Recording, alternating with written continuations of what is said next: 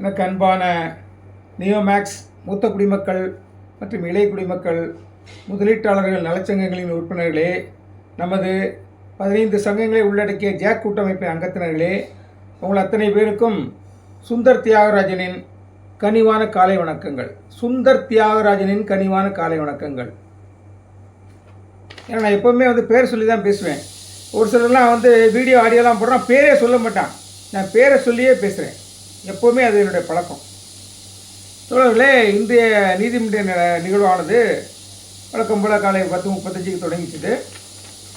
வழக்கம் போல் ஒரு நல்ல ஆரோக்கியமான விவாதங்கள், டிஸ்கஷன், விவாதங்கள்னு சொல்லக்கூடாது, இது கலந்துரையாடல் தான்.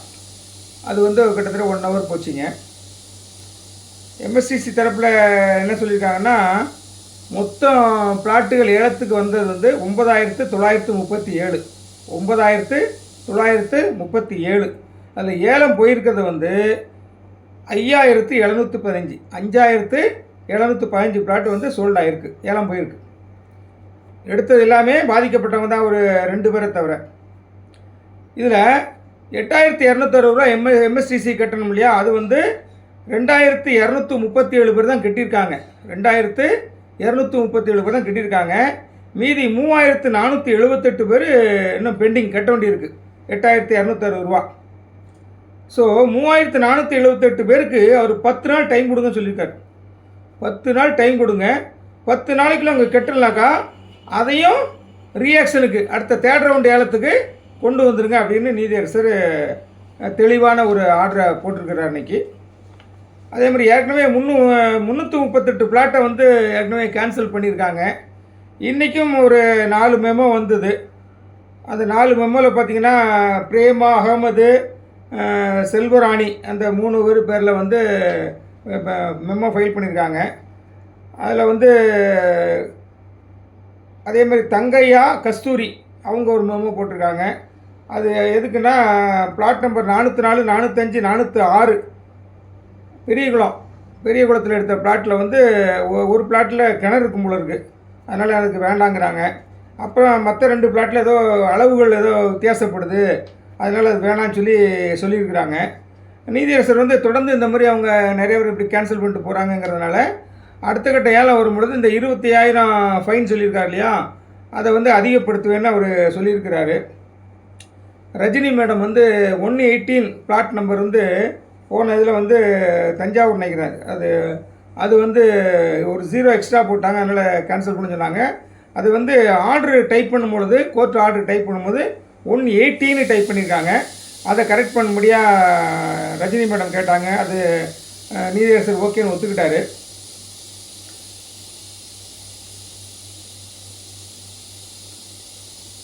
இப்போ 4,867 பிளாட் அன்சோல்டாக இருக்குது இருப்போம். அதாவது மொத்தம் 9,937 பிளாட்டில் 5,715 பிளாட்டு சோல்டாக இருக்குது. அதிலே மீதி பார்த்திங்கன்னா 4,867 பிளாட்னு அன்சோல்டாக இருக்குது. அதுவும் இல்லாமல் ஒரு 338 கேன்சல் பண்ணியிருக்காங்க. 3,478 பிளாட்டுக்கு 8,200 ரூபா கட்டாமல் இருக்காங்க. இன்னும் பழையபடி பார்த்திங்கன்னா அதையும் கேன்சல் பண்ணிட்டாருன்னா இன்னும் ஏலத்துக்கு வர்றது எவ்வளோ வரும்? இன்னும் அதே மாதிரி கிட்டத்தட்ட ஒரு 8,000 பிளாட்டு 9,000 பிளாட்டு திருப்பியும் வர்றதுக்கு வாய்ப்புகள் இருக்குது. 2,237 பிளாட்டு தவிர மீது எல்லாமே திருப்பியும் ரீஆக்ஷன் வர்றதுக்கு வாய்ப்புகள் தான் இப்போதைக்கு அதிகமாக இருக்குது. ஸோ காலதாமதம் என்பது நம்ம தவிர்க்க முடியாது, நம்ம கையில் இல்லை அப்படின்னு நம்ம ஏற்கனவே சொல்லியிருக்கிறோம். இன்னும் இந்த ஏலம் எடுத்தவங்களெல்லாம் இப்போ ஃபைனோடு அவங்கள திருப்பி அடுத்த ரவுண்டு ஏலத்தை கலந்துக்க முடியாதுன்னு சொல்லிட்டாங்கன்னா யார் ஏலம் எடுப்பாங்கன்னு தெரில.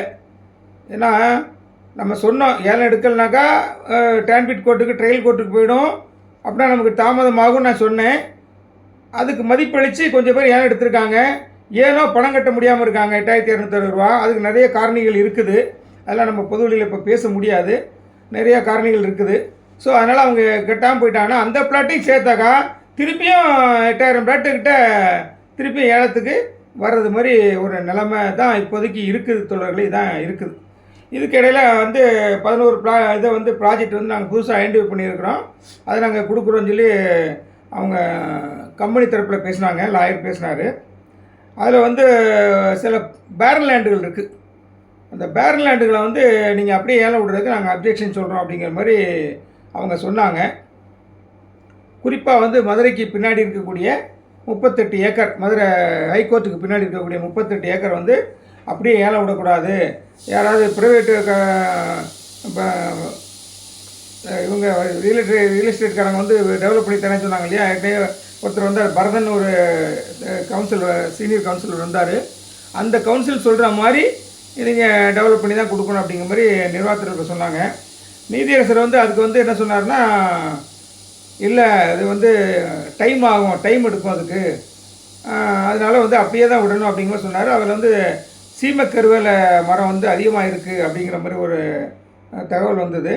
அந்த சீமக்கருவேல மரத்தெலாம் வந்து ஒரு ஆக்ஷன் டெண்டர் மாதிரி விட்டு நீங்கள் வந்து அதை வந்து நீங்கள் ரிமூவ் பண்ணிடலாம். அதாவது வந்து இதுக்கு வந்து ஃப்ரீயாக கூட சிலர் பண்ணிட்டு போட்டுங்கிற மாதிரி கடைசியில் வந்துட்டார் நீதியரசர். அதனால் என்ன சொன்னார்னா, யாராவது ஒருத்தர் அந்த புல்டோசரை கொண்டாந்து இது பண்ணி அதை மரங்களெல்லாம் வெட்டி அந்த மரங்களெல்லாம் சின்ன சின்ன பீஸாக்கி பக்கத்தில் ஏதாவது வெயின் பிரிட்ஜ் இருந்தாக்கா போய் வெயிட் பண்ணிவிட்டு ஒரு டன்னுக்கு 5000 அல்லது 3000 5000 வரைக்கும் அவங்கள பே பண்ண சொல்லலாம் அப்படிங்கிற மாதிரி சொன்னார். ஒரு ஸ்டேஜில் யாரும் வரலனாக்கா நம்ம அப்படியே கூட அவங்க க்ளீன் பண்ணிட்டு போனால் சரி தான் அப்படிங்கிற மாதிரி நிலைப்பாடு எடுத்தார். அதுக்கப்புறம் அந்த 38 ஏக்கரையும் வந்து டெவலப் பண்ணாக்கா 700 கோடி ஆகும். அதாவது 114 கோடி வேல்யூஷன் போட்டிருக்காங்க 38 ஏக்கருக்கு. மதுரை ஹைகோர்ட்டுக்கு பின்னாடி உள்ள இடத்த 114 கோடிக்கு வந்து வேல்யூஷன் போட்டிருக்காங்க. அதை வந்து டெவலப் பண்ணி விற்றாக்கா 700 கோடிக்கு போகும் அப்படின்னு நிர்வாக தரப்பில் லாயர் சொன்னார். அப்போ நீதியரசர் வந்து என்ன சொன்னார்னா, அதைத்தான் நான் சொல்கிறேன், 38 ஏக்கரை 114 கோடின்னு போட்டிருக்காங்க, நம்ம 300-350 கோடி வச்சு அப்செட் ப்ரைஸாக வச்சு நம்ம ஏலம் விடலாம் அப்படிங்கிற மாதிரி கருத்தை சொன்னார். அப்போ சிலர் என்ன சொன்னாங்கன்னா, இதை வந்து உடச்சி விற்கலாம் அப்படிங்கிற மாதிரி சொன்னாங்க. உடச்சின்னா ஒரு 5 ஏக்கர் 4 ஏக்கர் இந்த மாதிரி பிரித்து விற்கலாம் அப்படிங்கிற மாதிரி சொன்னாங்க. அதுக்கிடையில் ஒரு 2 அல்லது 3 ரோடை போட்டு விட்டாக்கா நம்ம அதை கரெக்டாக ரோட் ஃபேஸிங் வர மாதிரி அந்த இதுகளெல்லாம் பிரிச்சுட்டாக்கா புரோக்கன் பீசஸாக விற்றுட்டாக்கா, ஒரே பீஸாக விற்காமல் பிரேக் பண்ணி தனித்தனியாக செப்பரேட்டாக 4 ஏக்கர் 5 ஏக்கர் இப்படி வந்து பிரித்து விட்டாக்கா ஈஸியாக வருவாங்க அப்படிங்கிற மாதிரி நீதியரசர் சொன்னார். நம்ம அதில் ஒன்றும் கருத்து சொல்ல முடியாது. நம்மளுடைய ஆசை என்னென்னா, அந்த 4 ஏக்கர் 5 ஏக்கர் இப்படி உடைக்கிறதுக்கு போல இன்னும் நல்லா உடைச்சி அப்ரூவ்டு பிளாட்ஸாக மாற்றிட்டாக்கா அது நல்லதுன்னு நம்ம மூத்த குடிமக்கள் சங்கம் கருதுது. ஏன்னா யாரும் வெளியாளுங்க எடுக்க வராத பட்சத்தில் நாம் தான் எடுக்கணும். நாம் எடுக்கும்போது நமக்கு அந்த நல்ல மதிப்புமிக்க ஒரு நிலங்கள் கிடைக்குமா, பிளாட்டுகள் கிடைக்குமாங்கிறது தான் நம்மளுடைய நோக்கம். பாதிக்கப்பட்டவர்களுக்கு நல்ல நிலம் கிடைக்குங்கிறது அந்த நோக்கத்தில் தான் நம்ம வந்து ஆரம்பத்தையே சொல்லிகிட்டு இருக்கோம். பேரலாண்டுகள் அப்படி ஏலம் விடக்கூடாதுன்னு நீதியரசர் வந்து காலதாமதம் ஆகுதுன்னு நினச்சிட்டு இந்த மாதிரி ஒரு முடிவு எடுத்திருக்கிறாரு. ஒரு 4-5 இதாக உடைக்கணுங்கிறாரு. அதை இன்னும் நல்லா உடைச்சிட்டு பிளாட்டாக உடைச்சி கொடுத்துட்டாக்கா நமக்கு வந்து விற்கிறதுக்கு ஈஸியாக இருக்கும் அப்படிங்கிறது நம்மளுடைய நிலைப்பாடு. ஆனால் அவர் வந்து நினைக்கிறாருன்னா பணமாக உள்ள வரும்னு நினைக்கிறார். அவருடைய நோக்கம் வந்து சிறந்த நோக்கம் தான். அதை நம்ம வந்து எந்த விதத்திலும் நம்ம வந்து குறை சொல்லவே முடியாது. நம்ம குறை சொல்கிறதுக்கு கணேஷ் ஆதித்யா கிடையாது. இந்த கணேஷ் ஆதித்யான்னு மானாமதுரை ஒருத்தர் சங்கம் நடத்துகிறார் இல்லையா, அவர் என்ன பண்ணுவார், எல்லாத்தையும் குறை சொல்லுவார், அவர் தீர்வுக்கு வழி சொல்ல மாட்டார். அதாவது நீதிமன்றத்தில் போய் நல்ல மாதிரி பேசுவார், வெளியில் போய்ட்டு நான் சிஎம்ஐ பார்க்க போகிறேன், ஒரு ஹீரோ ஆட்சி நடத்துகிறா இருப்போம், அந்த ஹீரோ ஆட்சி நடத்துகிற இந்த ஆட்சியில் இவர் ஹீரோவாக பார்க்குறாரு. இவர் நல்லா கவனிச்சிங்க. நாம் வந்து கோர்ட்டில் போய்ட்டு சுந்தர் தியாகராஜன் யூடியூப்பில் உட்காந்து பேசிகிட்டு இருக்கிறான்னு சொல்கிறாரு. ஐயா, நான் பேசுகிறது வந்து இந்த கணேஷ் சாகித்யாவுக்கோ வேறு யாருக்கோ பேசலை, என்னை நம்பி இருக்கிற சங்க உறுப்பினர்கள் 10,000 பேர் ப்ளஸ் என்னை ஃபாலோ பண்ணுறாங்க இல்லையா, வாட்ஸ்அப்பில் கிட்டத்தட்ட ஒரு 40,000 பேர்கிட்ட ஃபாலோ பண்ணுறாங்க. எல்லா சங்கத்துக்காரங்களும் நான் என்னுடைய நியூஸ் தான் எடுத்து போடுறாங்க, என்னை நம்புகிறாங்க, அவங்களுக்காக நான் பேசுகிறேன். எந்த வகையிலையும் நான் நீதிமன்றத்துக்கு விரோதமாகவோ இஓடபிள்யூ காவல்துறைக்கு விரோதமாக நான் பேசுகிறது இல்லைங்கிறது அந்த தம்பிக்கு தெரியல, அந்த கணேஷ் சாகித்யத்துக்கு தெரியல. ஏற்கனவே என்னை பற்றி 2 பேர் கோர்ட்டில் பேசியிருக்கிறான், 2 பேர். அதில் ஒரு ஆள் வந்து நெய்வேலி செந்தி அன்புநாயகம். நான் தைரியமாக பேர் சொல்கிறேன், எனக்கு கவலையே கிடையாது. நாங்கள்லாம் வாழ்ந்து முடித்தவங்க. உடம்புல உயிர் மட்டும்தான் இருக்குது. இந்த உயிர் வந்து இந்த நியோமேக்ஸினுடைய அடிமட்ட இதுங்க முதலீட்டாளர் இருக்காங்க இல்லையா, 1,00,000 2,00,000 போட்டவங்க, கம்மியாக போட்டவங்க, அவங்களுக்காக இந்த உயிர் போகுதுன்னா போட்டுன்னு விட்டுருவேன் நான். இவர்களுக்கெல்லாம் நான் பயப்பட மாட்டேன். ஐயா, நான் ஒவ்வொரு வீடியோவையும் ஈஓடபிள்யூடைய டிஎஸ்பி, அங்கே இருக்கிற எஸ்ஐ, அங்கே இருக்கிற இன்ஸ்பெக்டர் மேடம் எல்லாத்துக்கும் நான் ஒவ்வொரு வாட்டியும் நான் அனுப்பி விட்டு தான் இருக்கேன். எல்லாமே உங்களுக்கு இருக்குது. நான் எந்த வீடியோ அழிக்க மாட்டேன். இப்போ கணேஷ் ஆதித்யாங்கிறவர் வந்து உள்ளே போய் சொல்கிறாரு, சுந்தர் தியாகராஜங்கிற ஒரு வீடியோ போட்டுட்ருக்கிறான்னு. அதுக்கு அவர் என்ன சொன்னார் தெரியுமா? பட்டன் ஃபோன் வாங்கு, நான் ஏற்கனவே அப்படி தான் சொல்லிட்டு இருக்கேன், பட்டன் ஃபோன் வாங்கு அப்படின்னு சொல்லிட்டார். ஏற்கனவே இந்த மாதிரி பேசுகிறவங்க மேலே நீங்கள் ஆக்ஷன் எடுக்கலாம்னு சொல்லிட்டு ஈஓடபிள்யூக்கு சொல்லிட்டார். இப்போது கணேஷ் ஆதித்யா போல் நான் நாடகம் ஆடலை, நடிகன் கிடையாது. நான் நடிகன் கிடையாது, ஹீரோ ஆகிறதுக்கு நான் நடிகன் கிடையாது. நான் யதார்த்தவாதி நான். இந்த கணேஷ் ஆதித்யா தான் நான் ஜாக் கூட்டமைப்புக்கு நான் அழைச்சேன். வாங்க தம்பி, நம்ம ஒன்றா சேர்ந்து ஒரு முடிவு எடுத்து மக்களுக்கு நல்ல விஷயம் சொன்னதுக்கு இவன் என்ன சொன்னான் தெரியுமா? மக்களை நீங்களும் தெரிஞ்சுக்க, இவனை பயங்கரமாக குற்றப்படுத்துகிறேன், இவருக்கெல்லாம் பயப்பட மாட்டேன். என்ன சொன்னான் தெரியுமா? நான் அலைபேசி மூலம் அழைக்கிறேன், ஐயா நான் உங்களை மாதிரிலாம் இல்லை, மற்றவங்க பணத்துக்காக நான் வந்து இதெல்லாம் செய்யலை, என்னுடைய பணத்தை வாங்குறதுக்காக நான் போராடிட்டு இருக்கிறேன் அப்படின்னா இவன். இந்த யோக்கிய சிகாமணி என்னை பற்றி கோர்ட்டில் குறை சொல்கிறான் இல்லையா, அந்த கணேஷ் ஆதித்து, அவன் இதே வார்த்தையை சொன்னான், தோழர்களே சொன்னான். இன்னொரு நபர் அன்புநாயகம் நெய்வேலி, அந்த ஆள் என்ன பண்ணா தெரியுமா? இந்த நிறுவனத்தில் நிறைய பேருக்கு வந்து பணத்தை பெற்று, அதனால ஒரு முகவர் பணத்தை பெற்று நிறுவனத்தில் கொடுத்த ஆள். டாக்டர் செல்வகுமார் ஒருத்தர் இருக்கிறாருங்க, அவர்கிட்ட தான் நிறைய பிஸ்னஸ் இவர் எடுத்து கொடுத்துருக்கிறாரு. பாஸ்கர்னு ஒருத்தர் இருக்கிறார், இந்த பாஸ்கருங்கிற பேரே அங்கே போய் கோர்ட்டு, இவனுக்கு அடுத்தவனுக்கு குறை சொல்கிறதே கோர்ட்டில் போய் வேலை இவனுக்கு. பாஸ்கர்னு ஒரு முகவர், இவருக்கு மேலே உள்ள முகவரை பற்றி குறை சொன்னான். 5 லட்ச ரூபா வாங்கியிருக்கிறான். ஒரு ஆளை பிடிச்சி கொடுத்து, இதே அன்புநாயகம் ஒரு ஆளை பிடிச்சி கொடுத்து 5 லட்ச ரூபா சொலைய கமிஷன் வாங்கியிருக்காப்ல. இந்த பாஸ்கருங்கிற என்கிட்ட சொன்னார். ஸோ இந்த மாதிரி யோக்கிய சிகாமணிங்க தான் என்ன குறை சொல்கிறாங்க. கணேஷ் ஆதித்யா ஒற்றுமைக்கு வரமாட்டேன்ட்டாப்ல. நம்ம ஒன்று சேர்ந்து நம்மெல்லாம் ஒரு ஒத்த குரலாக ஒருமித்த குரலாக வந்து நீதியரசரை போய் நம்ம பேசுகிறதுக்கு வரமாட்டேன்ட்டாப்ல. ரெட்டவேசம் எப்படி போராடி பாருங்கள். ஒற்றுமைக்கு வரமாட்டாராம், நான் என்னுடைய பணத்துக்காக தான் நான் நிற்கிறேன், போராடிட்டு இருக்கிறேன் அப்படின்னு சொல்லி நபர் அங்கே போய் இது தலைமைச் செயலகத்தில் போய் என்ன குறை சொல்கிறாப்புல, பேட்டி கொடுக்குறாப்புல, ஓப்பனாக பேட்டி கொடுக்குறாப்புல. அந்த பேட்டி ஒரு ஓப்பனாக பேட்டி கொடுத்தது எல்லாமே ஈஓடபிள்யூ கையில் இருக்குது. என்ன பேட்டி கொடுக்குறாப்புல? ஈஓடபிள்யூ சரியாக வேலை செய்ய மாட்டேங்கிறாங்க, நீதிமன்றத்தில் தாமதமாகுது, நீங்கள் எங்களுக்கு விரைவாக முடிச்சு கொடுக்கணும் அப்படின்னு சொல்கிறாப்புல. நீதிமன்றத்தில் வந்து நீதியரசர் முன்னாடி ஒரு ஆலோசனைலாம் கொடுத்து ஒரு நல்ல பிள்ளை மாதிரி பேசுகிறாரு. வெளியில் போய் நீதிமன்றத்துக்கு விரோதமாக பேட்டி கொடுக்குறான். இவன் குற்றவாளியா, நான் குற்றவாளியா? என்னுடைய சர்வீஸில் நான் தொழிற்சங்க அனுபவம் உள்ள ஆள். இந்த போராட்டம்லாம் என்ன, அது எப்படி பண்ணணும், எப்படி வகை இருக்கணும், முதலமைச்சரை பார்த்தா அவருக்கு என்ன கோரிக்கை வைக்கணும், இதெல்லாம் எனக்கு நல்லாவே தெரியும். அனுபவசாலி. இவனை போல் நான் நிறையா பேரை பார்த்துட்டேன்.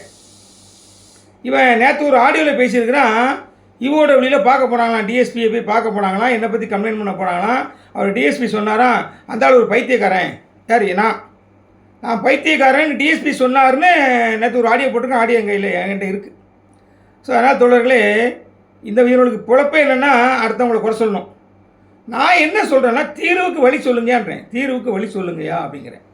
இப்போ நீதியரசர் நல்ல மனிதர்னா இறை தூதர், மனித தெய்வம்னே நான் சொல்லிகிட்டு இருக்கிறேன். அவர் இந்த விறகு கூட அந்த எதிர்க்கலையா, அந்த கருவேல மரம் இருக்கு இல்லையா, அதை கூட விற்பனைக்கு கொடுத்து அந்த பணத்தை வந்து நீங்கள் இதில் கொடுங்க அப்படின்னு சொல்லியிருக்கிறார். அப்படியாப்பட்ட ஆள்கிட்ட போயிட்டு ஆக்கப்பூர்வமாக ஆலோசனை ஏதாச்சும் சொல்லுங்கடான்னாக்கா குறை சொல்கிறானுங்க. சுந்தர் தியாகராஜன் என் பேரை சொல்கிறான். இது இப்படி சொன்னவுடனே நான் பயந்துருவேன்னு அப்படி நினச்சிட்டான். ஆனால் இவனுக்கெல்லாம் தெரியாது, நான் ஒவ்வொரு வீடியோவையும் நான் என்ன போட்டாலும் சரி, ஆடியோ கூட சரி, நான் ஈஓடபிள்யூ டிஎஸ்பிக்கு அங்கே உள்ள இன்ஸ்பெக்டருக்கு எஸ்ஐக்கெலாம் நான் அனுப்பிவிடுவேன். அது அவங்களுக்கு தெரியும். அவங்களாம் கேட்டுட்டு தான் இருக்காங்க. எனக்கு ப்ளூடிக் வந்துடும், கேட்டுட்டு தான் இருக்காங்க. இனிமேல் நல்லாவே கேட்பாங்க. நான் யாரையும் வந்து மட்டப்படுத்திலாம் பேச மாட்டேன். ஆனால் இவங்களுக்கெல்லாம் நான் பயப்படவும் மாட்டேன். ரெட்டை வேஷம் போடுறான், எல்லோரும் ரெட்டை வேஷம் போடுறான். அதனால தான் இவனுக்கு ஒன்று மூஞ்ச பார்க்காம அருவருப்பாக இருக்குன்னு சொல்லி தான் நான் கோர்ட்டுக்குள்ளேயே நான் போகிறதில்ல. ரெட்டை வேஷம் போடுறான். ஈஓடபிள்யூ குறை சொல்லிவிட்டு அதே ஈஓடபிள்யூ அதிகாரிக்கு முன்னாடி கோர்ட்டில் நின்றுட்டு இவன் ஆலோசனை சொல்கிறான். நீதிமன்றத்தில் தாமதமாகுங்கிறான். இப்போ 9,937 பிளாட்டு விற்பனைக்கு வந்து இல்லையா? எவ்வளோ போயிருக்கு? 2237 பிளாட்டு தான் பணம் கட்டியிருக்காங்க எம்எஸ்டிசிக்கு. மீதி 3478 திருப்பி ரிவர்ஸ் ஆக போகுது, ரியாக்ஷனுக்கு வரப்போகுது. இப்போ காலதாமதம் ஆகிட்டு இருக்குது. இன்னும் பல காலங்கள் தாமதம் ஆகத்தான் செய்யும். ஏன்னா இப்படி இருக்கும்போது எப்படி முடியும்? ஏழை எடுத்தால் உடனே பணத்தை கட்டணும். எம்எஸ்டிசிக்கு பணம் கட்டாதான் வேறு வழி இல்லை.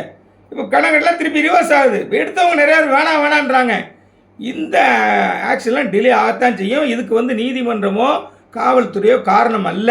ஆனால் இவங்க பொது வழியில் போய்ட்டு பேட்டி கொடுக்குறான், இஓடபிள்யூ சரியாக வேலை செய்ய மாட்டேங்கிறாங்க, நாங்கள் கொடுத்த சொத்தெல்லாம் அட்டாச் பண்ண மாட்டேங்கிறாங்க. ஏன் அட்டாச் பண்ண சொத்தே ஏலத்துக்கு போக மாட்டேங்குது? அட்டாச் பண்ண சொத்தே ஏலத்துக்கு போக மாட்டேங்குது. இவன் புதுசாக அட்டாச் பண்ணலான்னு சொல்லிட்டு தலைமைச் செயலகத்தில் போய் கம்ப்ளைண்ட் பண்ணிகிட்டு இருக்கிறான். இது இஓடபிள்யூக்கு தெரியும், நல்லாவே தெரியும். அதனால் இவங்க முதல்ல இதை நிறுத்தணும். எனக்கு அவர் மிரட்டல் விட்டுருக்கிறார் நேற்று ஆடியோவில். தொடர்ந்து சுந்தர் தேரன் இப்படி பேசிட்டு வந்தார்னா நடக்கிறதே வேறு. ஏற்கனவே இந்த பையன் சொல்லிட்டான், என்ன செருப்பால் அடிப்பேன்ட்டான், நேரில் வந்தால் செருப்பால் அடிப்பேன்ட்டான். நான் எனக்காக நான் நேரில் போக தான் போகிறேன், அவன் செருப்பால் அடிக்கணும் பார்க்க தான் போகிறேன். சின்ன பயலுக, வயசு ரொம்ப கம்மி, வயசு வித்தியாசம் இல்லாமல் போடா வாடாங்கிறான், என்ன செருப்பால் அடிப்பேங்கிறான். நான் உங்களை மாதிரி சுயநலவாதியாக நான் என் மனத்துக்காக மட்டுமா நான் மக்களை சேர்த்து வச்சு நிற்கிறேன்? மக்களுக்கு நல்ல விஷயம் தான் நிற்கிறேன். நான் இன்றைக்கி நீ சொன்னாங்கிறக்கா பயந்து போய் வீடியோ போட மாட்டேன்னு நினச்சிட்டு கோர்ட்டில் போய் சொல்கிறான். கோர்ட்டு நடவடிக்கைகளுக்கு எதிராக பேசக்கூடாது, காவல்துறைக்கு எதிராக பேசக்கூடாது. இந்த ரெண்டையும் நான் செஞ்சுருந்தேன்னா உடனடியாக என்னை கைது பண்ணலாம். நானே வர்றேன். அது இஓடபிள்யூக்கு தெரியும் யார் பேசுகிறான்னு. நான் நடந்ததை சொல்கிறேன், சில ஆலோசனை சொல்கிறேன், தாமதமாகும்னு சொல்கிறேன். நான் சொல்கிறது ஏதாவது நடக்காமல் இருக்கா? இப்போ கோர்ட்டுக்கு பின்னாடி உள்ள இடத்த உடச்சி விற்கணும்னு நீதியரசர் ஒரு ஆலோசனை சொல்லியிருக்கிறாரு. நல்ல ஆலோசனை தான். வெளியாட்கள் வந்தால் இது நல்லது. நான் தான் அடிக்கடி சொல்கிறேன், வெளியாட்கள் இடத்துக்கு வந்தால் நமக்கு பணம் கிடைக்கு நல்லதுன்னு சொல்லிட்டு இருக்கிறேன். அது நடக்கணும்னு நான் ப்ரேயர் பண்ணிக்கிறேன். நீதியரசருக்கு நான் எப்போவுமே ஆதரவாக தான் இருப்பேன், சப்போர்ட்டாக தான் இருப்பேன். இன்றைக்கி கணேசாதித்யாங்கிற அந்த பையன் என்னுடைய பேரை சொன்னான் இல்லையா, சுந்தர தேரை இப்படி பண்ணிட்டுருக்காருன்னு. ஏயா அந்த இதை ப்ரூஃப் எடுத்து கொடுக்க வேண்டியதுனே, ஒரு பென்ட்ரைவில் போட்டு கொடுக்க வேண்டியதுனே, நான் சுந்தர தேரை என்னென்ன பேசியிருக்கான்னு சொல்லி எல்லா வீடியோவும் எடுத்து கொடு. உன்னை யார் வேணான்னா அதுக்கே உனக்கு தைரியம் இல்லை, பேரை மட்டும் சொல்லிட்டு விட்டுட்டேன்.